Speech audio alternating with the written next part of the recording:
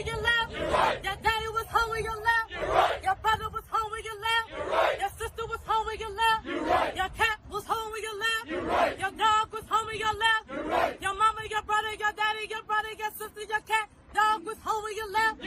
And that's the reason you left. I left my home. To join the army. I left my home. To join the army. The day I left. My mama cried. She thought that I would surely die. Remember MLK. He tried to lead the way. But he was shot one day. In the early morning. It's alright. It's alright. It's alright. It's all. Hey everybody, it's Gregory Bloomfield here. Welcome to Motivation Moments. You notice that the theme music is a little bit different this time. It's because we have a new theme today, but I'll get into that in just one moment. Thank you so much for tuning in on YouTube. Thank you so much for coming into the room. We thank you. Let us know where you're watching from and if you're enjoying the programs thus far. Facebook, good evening to you. LinkedIn, good evening. And of course, on Instagram as well, and eventually on Spotify. I need you to do me a favor, and it'll cost you nothing. Can you please subscribe to the channel, particularly on YouTube, if you want to subscribe, and click the bell for notifications. One of the things that I used to do in the early stages of this podcast is I would tag all of my friends and copy the link and all that type of stuff. And as the audience gets bigger, it's a bigger task. And I don't want to necessarily annoy you. So it would be really good if you just hit the bell for notifications and you will get notified when Motivation Moments is live and on the air. You can always share this broadcast as well. Like it. It helps us with the algorithm on all 4 of our platforms. I'd really appreciate it. And check out Spotify. Go to Spotify and download some episodes from season 1 and season 2. Sometime this month, we will put up season 3. So just stay tuned to the things that we're doing for this podcast. We want to encourage you, before I talk about anything else, if you are in the United States, you know what Tuesday is. Tuesday, November the 5th, is the election, the national election. And I want to encourage, now Motivation Moments is not a political podcast, but I want to encourage people who can vote, who can legally vote, to vote. If you have not done so already, please do so. If you have, that's wonderful. And most importantly, vote your conscience. You know, you've seen what the candidates have said and, you know, all that stuff. And there's the election is close. But one of the things I will say to you is this. You really can't complain about anything if you don't participate in the process. It is your civic duty to vote. So if you want your voice to be heard, you do that at the ballot box. So find out where you need to vote. Make sure you're registered. By now, you should know whether or not you're registered or not. And make sure you exercise your right, because democracy is on the line. Also, if you are interested in having me come to your church, your event as a speaking engagement, I'm starting to take bookings for 2025.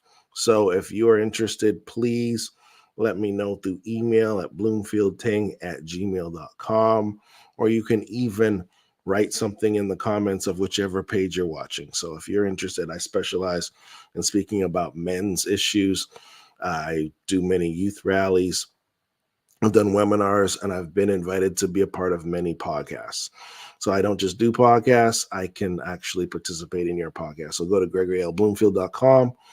You can email me as well, or even put a comment in the live chat tonight. As many of you know, I'm an author. The author of this amazing book called 522 Man. Thank you to everyone who purchased it during our October sale. And I just want to let you know, just give you a little tidbit, is that I'm doing something really special with the book. Um, I've been invited to speak at some men's events, and they've purchased a whole bunch of books for their men.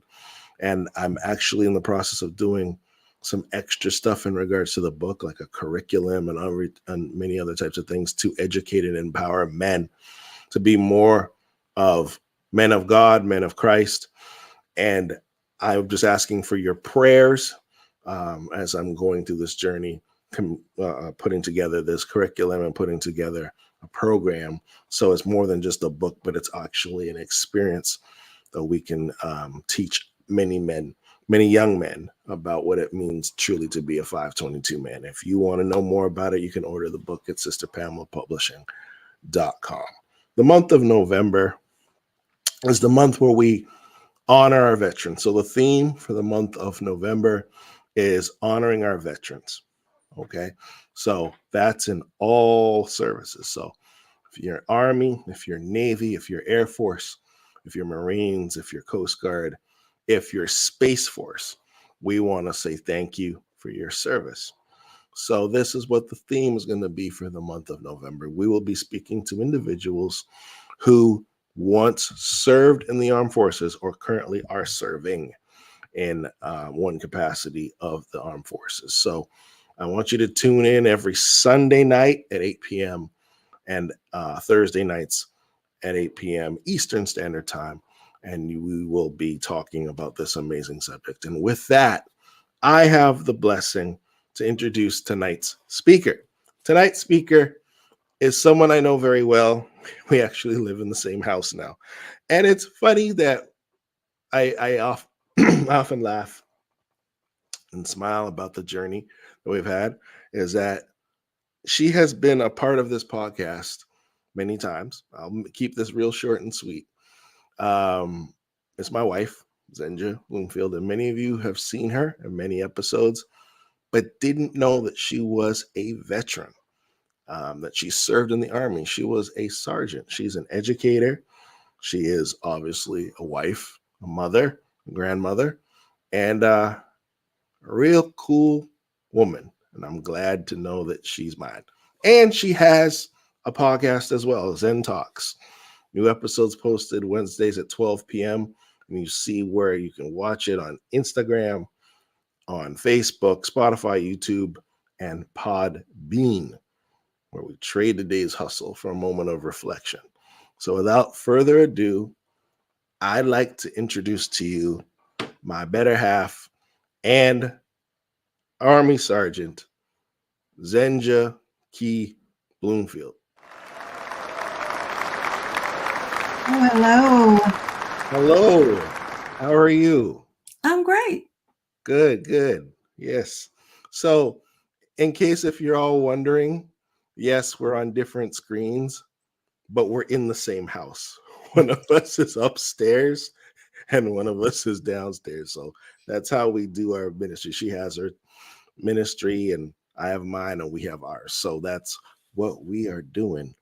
How you feeling?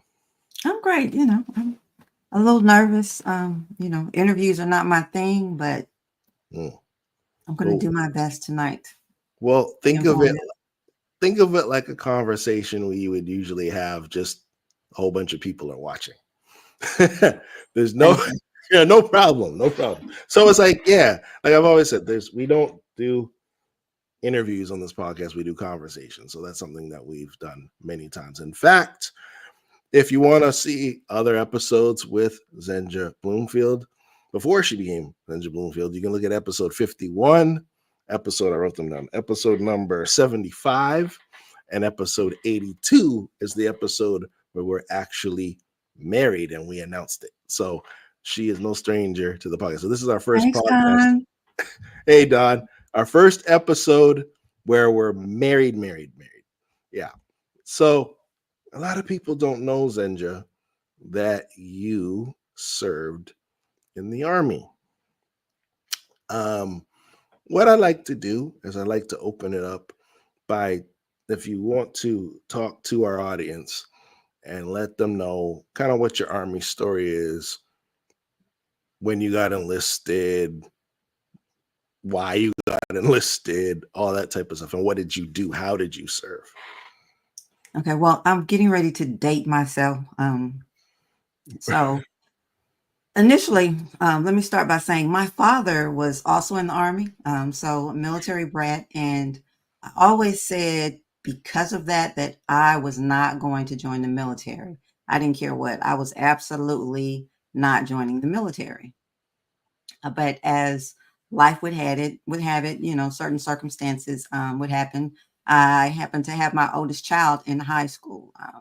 And so while I was still insistent on going to college, I applied to one particular college, got in, scholarship and everything. But my mother had taken on such a load in helping me care for my child that I really wanted to do something different to help. And so I had a guidance counselor who one day mentioned to me about taking the ASVAB. And I was like, but I'm not going in the military.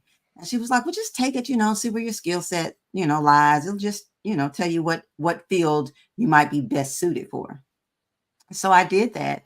And within a week, they called me down to the office and said I had a visitor.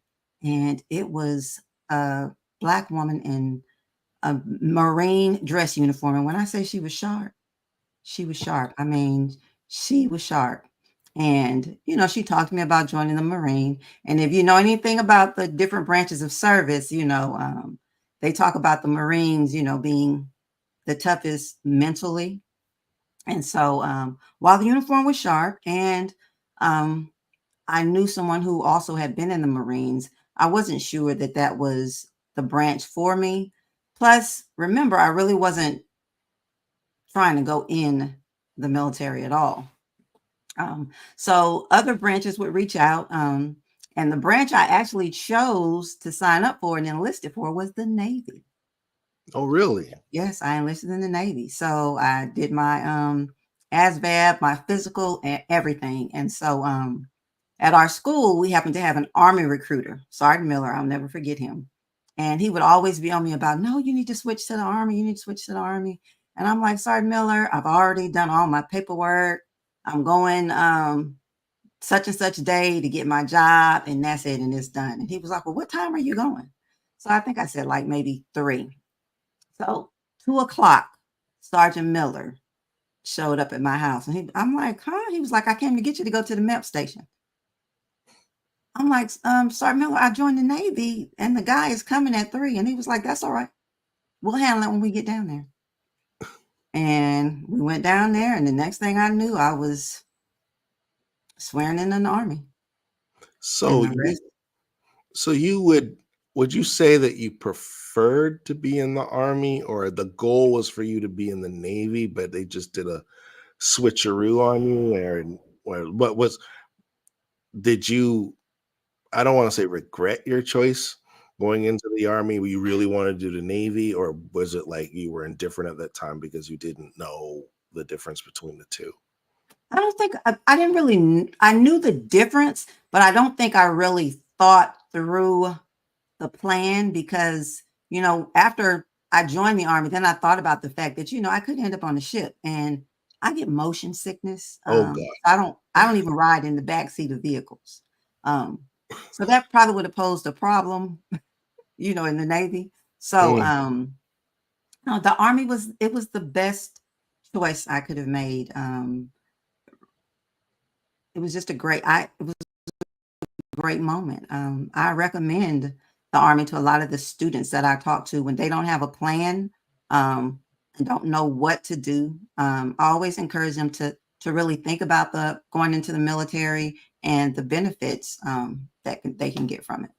Okay. So I graduated. Well, I joined the military. I did delayed entry. So I joined or signed up like in February. I graduated in June and I left home in September. And that was of 1990. Okay. 1990. Never looked back. Okay. So you're in the Army. And once again, tonight we have Mrs. Zenja Bloomfield here, and she's talking about her service in the Army. And if you have questions, feel free to put them in the chat, and we'll do our best to answer those questions live here or after this broadcast is over. So feel free to interact with us. So you get picked up, you go to the station, you get signed up, you're now a part of the Army. Yes, the United States Armed Forces. Uh-huh. And I am scared to death. Mind you, yes. I am only 104 pounds soaking wet. So I've already had to hear from people who are like, you're so small, you're never going to make it, just because I was small. So they figured, I would never make it through basic training. Little did they know. I had the resolve and the determination to get me through. So what was basic training like though? Like is it as intense as what they show in the movies? Yes. You gotta go through mud and go through, you gotta Absolutely. a jungle gym and your arms are and they that whole thing where they show the soldiers them getting off the bus and they're the drill sergeants are screaming and yelling at them. That whole thing. I guess you could say I was used to that because my mother prepared me for that. So worse, I was kind of like drill sergeant. Drill sergeant couldn't hit you, so say what you want. Get in my face. My mama did that. Come on now. And somebody put give it to me, say, because that's the best you got. I know you didn't say that to drill sergeant, but Regina just put in here right before Desert Storm. So I did Desert. Yes, I came in right at Desert Storm. Right, Desert Storm. So okay. I was actually at my advanced individual training when the first troops shipped out. Okay. I just started my training. So basic training was intense. They yelled at you. It was just like it was in the movies, probably worse. And then how did you feel when you, I don't want to say passed basic training, but when you got through basic training? How did that feel? What you proving people wrong that you weighed $104 and it's like this girl ain't gonna get through it? How did that make you feel at the time? Relieved and stronger. When you go through, you meet all sorts of people from different backgrounds, and you run into people who thought that it was what they wanted to do, but then mentally they're unable to take it. So, I've witnessed, young women drinking hairspray, jumping from the top of their bunks, doing all kinds of things in order to get put out because they could not handle it. Yeah. Wow. Yeah. It's kind of like they were trying to do anything they could to be discharged so that they wouldn't have to finish their time. Kind of like MASH, where Jamie Farr's character dressed up, and just he was doing everything he could to get out, and it's like, nah, you stay in here. So, wow. So, go ahead. Well, the hardest part was the physical part. While Sergeant Miller was busy, getting me to switch over to the Army, the one thing he didn't tell me was that, I was going to have to be able to do push-ups. And so I had to, when I tell you, you had to be able to do one push-up in order to move to like the initial training to leave what they call the reception station. You had to be able to do at least one push-up. I could not do that one push-up to save my life. Really? Now I could run, I could do the sit-ups, but at 104, I could not lift my own body weight to do the push-ups. So I end up, staying behind for a couple of weeks until I could then be able to do 13 push-ups, which was the basic that I needed to be able to pass. And so I'm thankful that I did, because a lot of times you don't realize the blessing and being held back. So the group of women that I ended going through training with, we really developed a bond. So it was an awesome time. I had a drill sergeant who, because I was small, he decided every time that I saw him, I had to yell, because I went to basic training and AIT at Fort Jackson, South Carolina. So one of the things we used to say in the infantry unit I was in was Black Lions, drill sergeant, Black Lions, because that's what we were called. And so every time I saw him, I had to yell, black sergeant, black Lions drill sergeant. I had to drop and give him 10. Every time you saw him, you had to Every time I drop and saw give him. him. And so he made sure I saw him a lot. And so what it's, essentially what he was doing was building up my muscles so that I would not have a problem passing any of the physical fitness tests. Excuse me. And I'm very appreciative to him that he did, because it definitely helped, and it created, I became the type that anything the men could do, I was going to do, and I was going to do it better, because failure for me was not an option. It was not an option. And so I still am that way. Failure is not an option. I'm very determined to push through. So it was one of the building blocks for me. My first time away from home, yes, I was scared, but I didn't have a choice. I had a son to take care of. I was destined to survive. And so I just pushed forward. That I can honestly see, and I'm going to be super biased now. When you mentioned that determination and that, resilience, I think is the right word. That is so true, because you are a very resilient person. You don't give up easy. You're a fighter, and I think that attributes a lot to your upbringing, and it attributes a lot to your training in the Army. And shout out to the Army for making you Army strong. Hey, yeah. What was the biggest challenge? So we talk about the physical. Tell me a little bit about your assignments. I know that you were assigned in South Korea, I believe. Yes. Well, my very first assignment was at Fort Leavenworth, Kansas. I worked at the military prison. Oh, wow. So, considering I had never had a job before, and that was my first job, was at the prison working with inmates. It was different. I don't think I was ever afraid. But so this was the military prison. This was the military prison. Men and women. Yes. So people who were in the Army, a lot of people don't know this, that the Army has their own police and their own, what is it? They call it JAG, where they have lawyers and court cases. Their own. This particular prison, all the branches are there. So the unit that I was in, it was Air Force was there, Marine. It was, no matter what your branch is, that's where you go to prison if you get locked up. Okay. Because you go there. And you were working in the prison as a woman who is, according to you, was a $104, and now a little bit stronger because she can do more push-ups. But you're working in the prisons with men and women. What was that experience like?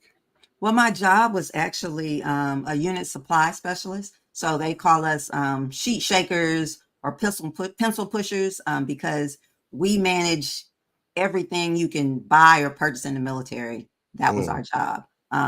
One of my duties was unit armorer. So I also not only had to become familiar with my weapon, but other weapons. And I had to pull duty where I worked in the arms room, and the guards would pull shifts. So I was responsible for making sure that they signed their weapons in and out, cleared them. When they went to the range to practice shooting, I had to go to the range, make sure all the weapons were cleaned and maintenance, that sort of thing. Be responsible for ammunition. Okay. So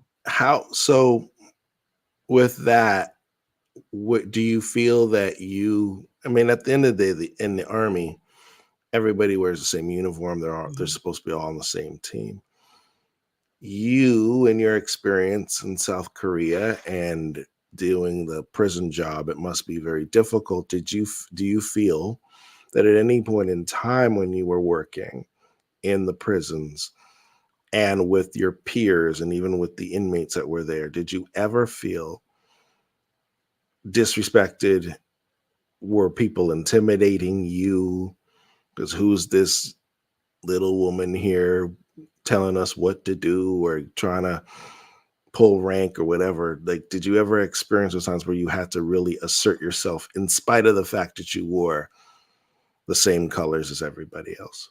Well, not so much intimidated. I did have an issue where I had to go to legal to fight for rank because I had a first sergeant who, when you're young and you go in the military, they tend to want to treat you like you're a high schooler, so to speak. So he took it upon himself to kind of be like a father figure that I did not want. So a lot of times people can have personal prejudices against you, and sometimes that will show itself when it's time for you to get promoted. So I wrinkled a few feathers when I had to go over his head to ensure that I got my promotion. I had a couple of other friends who were in the same boat, and they were not as fortunate. Right. But I don't, nothing that like broke my spirit or made me say, I'm done with this, I want to get out at all. And that was all at my first duty station. When I left there, I went to Korea overseas, which was in itself a task. How long were you there for? For a year. For a And year. so, I don't even remember how long the flight was, forever. And then just being in a different country, I remember it smelled really bad. Oh, wow. Yeah. So it just, I was at a unit that was predominantly male. So the base where I was far out. So, you had to be really careful, with where you went, like you do. I see Alonda's asking about serving in any war. So while I was in during Desert Storm, when I got to my first duty station, they had already left. Okay. So I was too late to ship with them. Okay. So I didn't ship. You didn't ship. And I was fortunate that I never had to deploy to go to wartime. When I went to Korea, of course, I had children at the time, and my first marriage and first divorce. And I met a sergeant major who was from my hometown, and he assured me that because when you're in the military and you're a single parent, you have to make sure that you have a plan, a child care plan. So if you have to deploy, there's someone to take care of your children. Right. So I had never intended to make the military a career. So when I was headed back to the States, I wanted to be somewhere where I didn't have to worry about deploying and having to leave my kids since they were so young. So I was fortunate that he put me in for this unit in Fort Campbell, Kentucky. And I remember getting there at the reception station, and everybody was like, "You're going to Green Platoon?" And I was like, "Yeah." And they just kept talking about it. Like, I can't believe, she's getting ready to, go to this unit. And I didn't know that unit was actually a special ops unit, special ops aviation regiment. So they were, like, I guess you would say, a sister company or sister organization to special forces. They dealt with the night operations and flight. Right. So there was, in order to get into the unit, you actually had to do a 30-day course where you had to go through all kind of training, physical or fighting, all kind of stuff. I was the only female out of 30. Wow. Yeah. Okay. Only female out of 30. And hand-to-hand combat, the guys let me win a couple of times, and then they were like, "Nah, see, we're gonna stop playing with her." So I definitely learned self-defense, and it just taught me to be even tougher. And I earned my respect during that 30-day training from my fellow soldiers. And you've earned mine, because that's why I'm such a good husband. We are here on Motivation Moments with my hand-to-hand combat specialist wife, Zenja Bloomfield, and she's talking about her experiences serving in the Army. If I didn't already say this, thank you so much for your service. And thank you for continuing to share the story. We have a lot more we're going to talk about. But if you are being blessed by this testimony of our salute to not just the Army, but the armed forces, please put a comment in, like, share, subscribe, and click the bell for notifications for more episodes of the Motivation Moments podcast. So, how many years in total did you serve before you started the transition to civilian life? So I actually did 6. 6 years. And as I mentioned before, I was the female soldier who had to be the top of her game. So everything the men were doing, I wanted to make sure I could keep up, especially because I was in a unit that 98% of the unit was male. So because I put so much on my body physically, I developed problems and ended up eventually having to be medically discharged. Also, at the time, I was married to a service member who was in special ops as well. So being that he had to go on missions, it was just best for me to be able to be at home with the kids. Okay. So. Yeah, and it's interesting that you mention it with your kids. Shout out to all 3 of them. 2 of them actually ended up also, you talk about the tradition in your family of service through the armed services and different wings.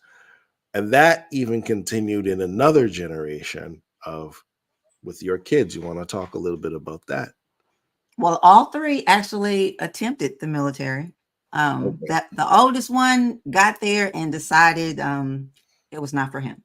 So he did not he didn't complete his training. But the other 2, they decided and they actually went through the Air Force. They ended up in the Air Force. So my daughter Ashley did the Air Force. She was I think they call it Special Forces. So she was I think that's what they call their form of like police. Yeah, so she's a veteran now. And then my youngest, this month, he actually becomes a military veteran. He's been F-16 mechanic in the Air Force. Okay. Well, thank you to Ashley and to Jalen for their service as well. And do you feel that they joined the military or joined the armed services, a different branch, of course? Do you feel they did that because that was their own pathway, or do you feel that you influenced them? Did you say, hey, you know what? You should probably think about joining the military as well, or did that come from their own volition? Like how did that? Well, it came from their own volition. They both, when they left high school, they went into college, and for their various reasons, were having issues trying to decide, what passion they wanted to pursue. And so they both ended up going into the military. Of course, they benefited from the college, from their GI Bills and tuition. So both of them have their degrees that the military paid for. Okay, So good. And again, thank you for their service. We have some people who are here on Motivation Moments, and some of them are single and they're looking to date. And I know that dating, or let me ask the question, dating someone or being in a relationship with someone who's currently not retired, currently serving in the military, would you say it's challenging if the individual is a civilian and is not serving in the military? Have you seen situations like that work out? And what are some of the tips that you would give someone who's listening who meets kind of like the whole Richard Gere and Deborah Winger and Officer and my a favorite Gentleman? movie. Your favorite movie? Uh-huh. An Officer and a Gentleman. For those who haven't seen it, you need to go watch it. You'll cry. Yeah, Love it. You wonder that this is why I did the preamble, because I know that's your favorite movie. But what are some of the things that you would say to somebody who is not in the military and is considering being with someone who is currently serving or who wants to serve in the Okay. military? So we know that dating and marriage both are difficult when you're both civilians. So it's even more difficult when one of the persons is in the armed forces, especially if they're in a position where they may deploy or travel. Um, you miss your spouse when they're not there. It's hard when you're civilians, like, you travel and, if you're gone, 3 days a week, I got to hold it all together until you come back. So imagine being in the military, you're married to someone and then they're gone, but they may be gone for 30 days or longer. And so it can be very tough. Separation can be very tough. And then if you have kids, that makes it tougher. You definitely have to make sure that the person you're dating or the spouse that you have can handle it, because it takes an emotional and physical toll, and you don't want the other person to, if they're in a war zone, to have to be worried about their survival there and then your survival back at home. Yeah. So I really think that, you should definitely think twice about it. Make sure that if you decide to date someone who's in the armed forces, that you're up for the challenge and that you talk to them, about your fears, so that you're able to work through it. I'm not saying don't do it, but just be aware of, the ins and outs Right. that result when you're dating or married to someone who's in the armed forces. I think as well, Zenja, is that whenever you are in a relationship with somebody who's in the military, or you're married to someone who's currently serving in the military, I believe the whole family serves. The whole Mhm. family is making a sacrifice, like you just described. Um, you are lending your spouse or your significant other to the Yes. U.S. government for like 30 days, 60 days, 2 years, 3 years, 5 years if it's a career job. So I believe that just not the people that are in uniform, but the people who also are at home or are not in uniform, including your children, need to have a thank you as well, because it truly is a family sacrifice. My concern, though, is when people come home. So there are some people, and you've obviously adjusted pretty well from your military service, but one of the concerns, and we hear this a lot in the political climate, and we hear this a lot in the street, in the internet, and all that type of stuff, is that the care for veterans when they return. Mhm. What are some of the things that you've seen or you've heard that are some of the issues that people have that are not able to truly adjust back to civilian life? Because military, depending on what branch of the military and depending what you've seen in your military experience, especially if you're in combat situations, it can really take a toll on you. So have you known people with experiences that have not been able to adjust back to civilian life? And what are some of the things that you would recommend through your experience to help get the care that they need so that they can still be highly functional and return off the battlefield? Okay. So one of the things, let me first say, when you first come through training, Uncle Sam, they say if Uncle Sam had wanted you to have a family, he would have issued it to you. So, not that they don't care about, families, but they that was your responsibility to consider your family before you came in. So you can't necessarily use it as an excuse for why you can't fulfill your duties, is what they're actually saying.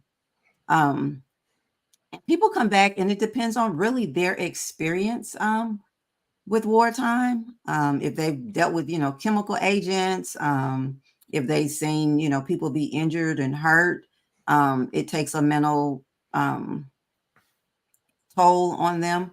I know for me, it was adjusting.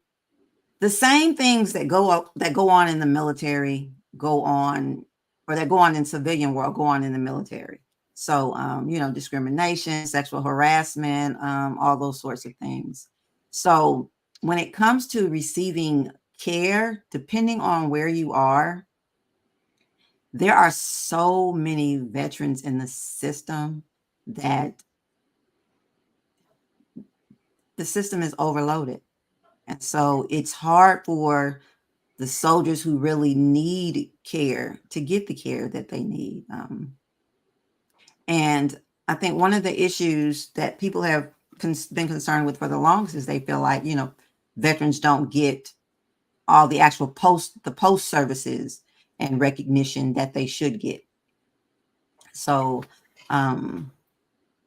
it's really fighting for your rights, especially like during this election. Anything that has to do with veterans, I really recommend that people pay attention and vote to help, because a lot of veterans really need their medical benefits. And while I can't say that I've had a bad experience, especially now. I think that I'm here in Massachusetts, I feel like I get even better service. They even got a valet here, whereas before I had to park and walk. Shout But out it's to really Massachusetts and Rhode Island. Yeah, because so we it's go to really fighting for your rights and your needs, and making sure that you write to your representatives, to make sure that you get the care that you need. Don't be silent. I know a lot of vets end up on the street or with issues, where they may, commit suicide. It's getting to be that time of the year where suicide rates rise. Mhm. So it's just really being persistent and consistent in trying to get the help you need. Yeah, You yeah. just really have to, because what is it, like they say, it's the squeaky wheel that gets the oil. Hmm. I love that you say that, because a lot of people, what really irks me, and especially now that I'm married into a military family, or a family that served, I'm even more sensitive to things like this now. Now, keep in mind, and you know this, but the audience doesn't know this. Like, I have cousins that served in the military in Afghanistan, kind of like a similar role that you had when you were in Korea. And I also have really good friends who were in the Air Force and Mhm. served. So I have friends and family that is also serving now. I'm even more close to the situation. And being a civilian, being an immigrant and a civilian, um, one thing that irks me is when any politician uses the military as props. Like, we love our military, we support our military, and you ignore issues like this, right? You can't say that you love. And the other thing too is what irks me. That's number one. But number two, another thing that irks me is disrespecting the military. Now, Mhm. you may not like the mission that the government may say, like, and I, whatever, if it's in Israel, Palestine, if it's in the Middle East, and you disagree with the premise of the war, everybody has their opinions, right? But it still does not mean that you do not support the troops. I remember seeing in an airport a military, some folks in the military dressed in their gear. Mhm. And I saw they looked, I don't know what they were, but they were just out there, and they just yelled at them and called them baby killers and spat on them. And it's like, what are you doing? Right? Again, you can disagree with the mission that they're going for. That's fine. That's your right as an American. But you do not have the right to disrespect someone who served. I'm very, even before I married you, I was very passionate about things like that. That is not right. They did a sacrifice that I did not do. And we need our military, we need our police, we need our firefighters. Yes. Are there bad apples? Are there Yes. bad cops? Absolutely. Guess what? They're bad teachers. They're bad accountants. There's bad everything. Call them out, but it doesn't mean that if someone breaks into our house, I'm not going to call my homeboy. I'm going to call the cops. We need the cops. We need the military. Just weed out the bad ones. You may not like the mission. And I think as a Christian, since it's a Christian podcast, we need to pray for our military, not pander and use them as political props, but these are real people with real families. So Yes.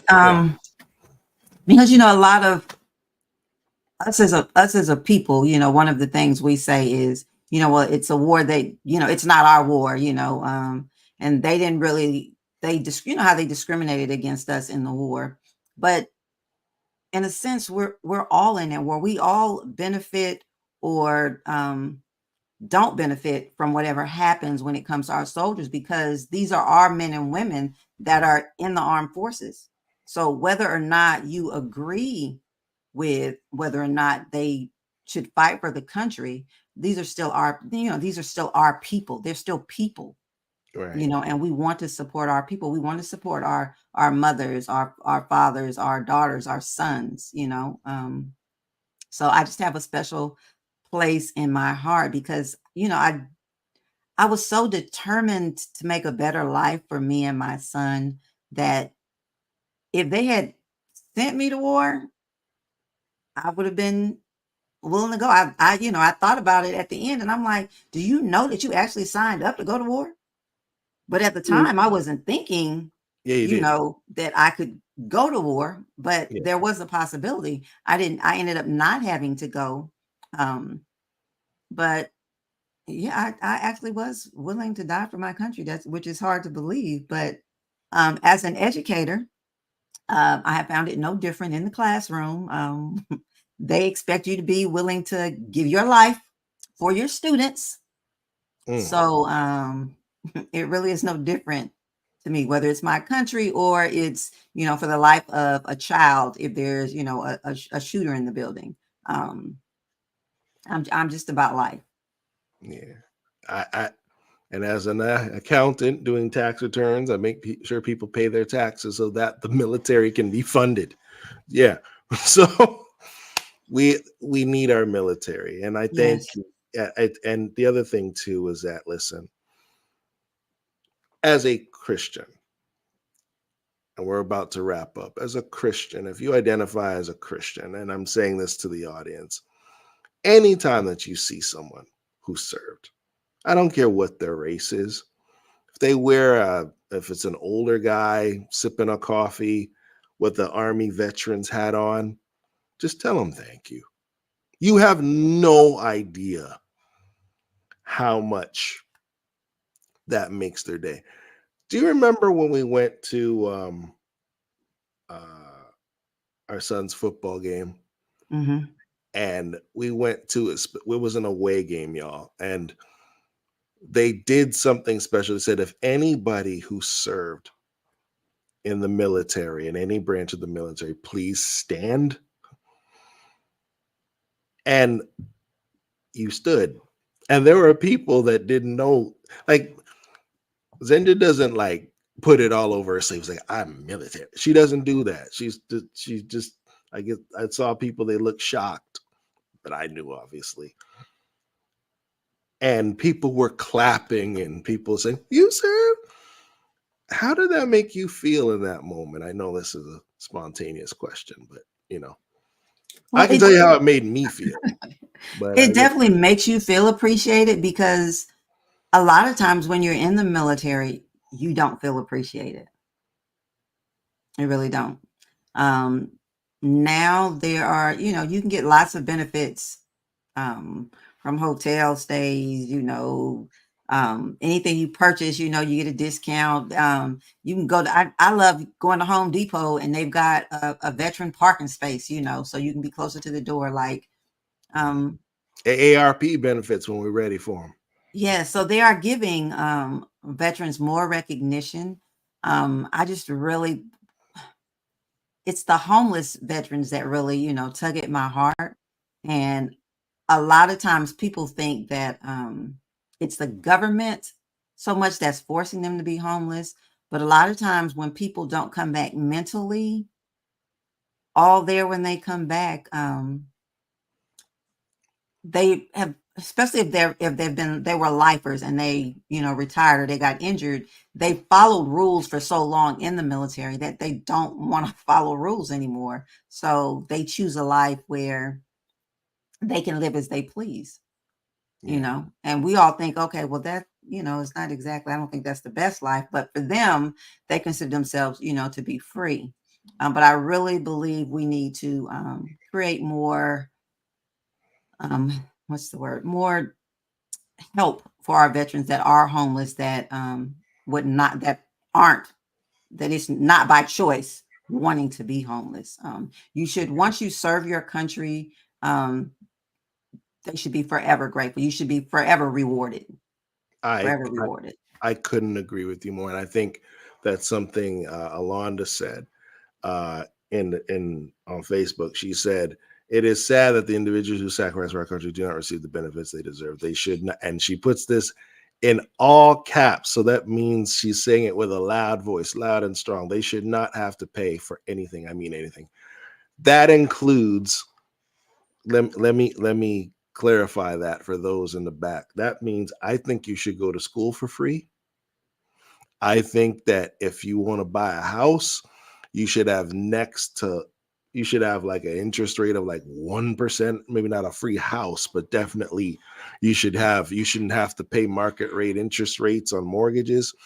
I believe that you should have complete benefits for life. If you've served and you were discharged honorably, then I believe that you should have next to no debt for coming back as a civilian, because you paid the ultimate price. And many times, and I also believe that should extend to individuals who lost a family member in combat.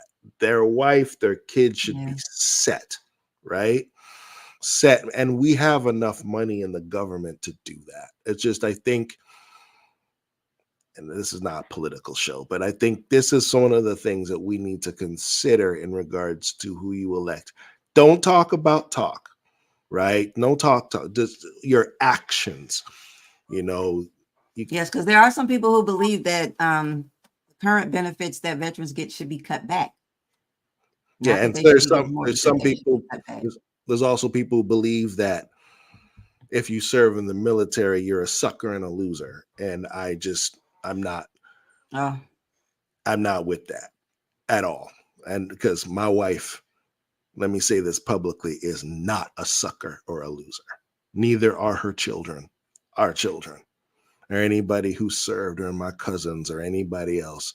They're not suckers or losers because they represent the country in the military. They truly are patriots.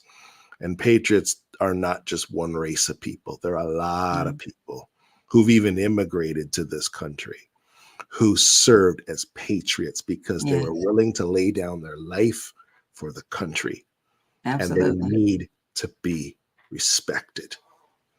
If you with me on this, somebody put something in the comments, because this really tugs on my heart that people just use people as props in the military, and people will say things they never served, but you have the right to criticize people who did. Yeah. And it's on both sides of the aisle. It's just wrong. And it irks me. That's why we are celebrating our veterans here on the Motivation Moments podcast. But before we head out, Zenja, do you have any final words that you want to say, any shout outs or anything like that before we wrap up for the evening? The best part for me about the military was the community and the camaraderie. and friends that I still remain friends with after 30 years, people I met when I was, 18, and here at 50, we are still good friends and keeping in touch. That's one of the best things about the military is you meet complete strangers and they become family. They become family. And while not everyone agrees with our children or people serving in the military, a lot of times for our kids to remain in the community they are in is just as life-threatening, So sometimes you have to, get a head start. Even if you don't make it, you're not a lifer, you don't retire. It was never a lifelong plan for me. It was, an ends to a mean. And sometimes you just need a head start. And so um, it's something for parents to think about when it comes to their kids. If you don't have the money to get them into college, and you're in an area where, they're hanging out with the wrong crowd, consider, the options. They don't have to do necessarily active duty. They could do, reserves, National Guard, whatever. But I learned a lot, valuable lessons, leadership, discipline, careers, training skills. It's definitely it was a valuable experience. And she's an educator, and she Troops also, to teachers. yes, troops to teachers, and she's also she's an author of The Kyle Woman, and also has her own podcast called Zen Talks, which is on every day at noon. And yeah, it's well, why don't you share a little bit about the podcast before we go and how people can reach you? So my podcast, Zen Talks, is really just me taking maybe anywhere from 5 to 7 minutes, and just encouraging people. It might be through a scripture or just through positive words. Just taking a brief moment out of your day, for a moment of reflection.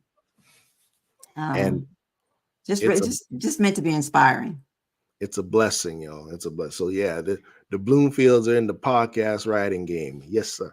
So one's upstairs, one's downstairs.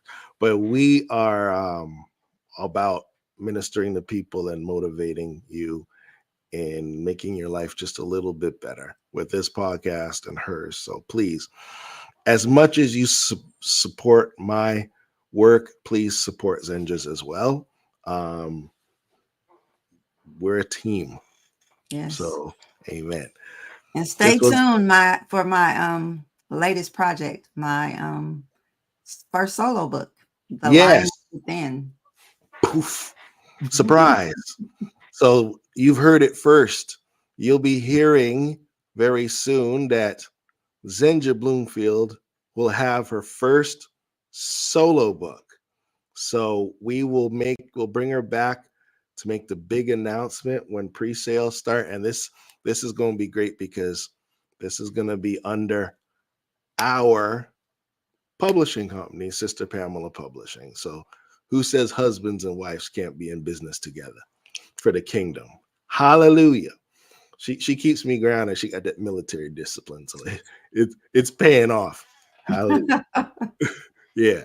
So thank you so much for being a part of this podcast. As you know, Zenja, you are always welcome. Thanks for having me.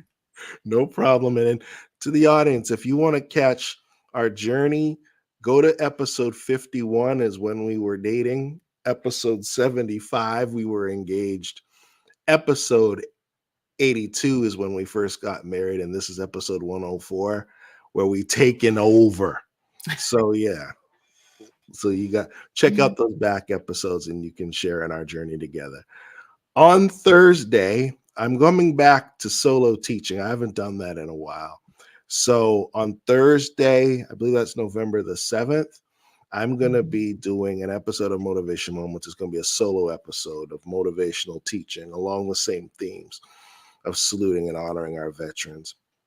And then next Sunday, we are going to have, first time ever, on the podcast, Miss Kamisha Johnson, aka Kimmy J. Bars. And she was a member of the Air Force. So she's going to share her story on Sunday, November the 10th. Episode number 106 and 105 is going to be this coming Thursday. So you don't want to miss that on Facebook, YouTube, LinkedIn, Instagram, and on Spotify. We have our back catalog of episodes. And just to let you know, Zenja is a huge part of this podcast behind the scenes as well. So she's the one who is handling the Spotify ministry. So yeah, so thank you so much for doing that with your busy schedule. I appreciate it. We, as I said, we're taking over in Jesus' name. Amen. So, hey, yes, God. So everyone put in the chat, thank you for your service, please. Thank you for your service. It's not for me, it's for Zenja. Thank you for your service. And thank you for your children's service as well. Shout out to Ashley. Shout out to Jalen. And shout out to Quanell. He tried. Praise God. So, yeah. I think that's it, y'all. Have an amazing night. This is Motivation Moments with Gregory and Zenja Bloomfield. As we always say, be encouraged, be inspired, be motivated. Have a good night. Your daddy was home when you left. Your brother was home when you left. Your sister was home when you left. You're right. Was home when you left. You left.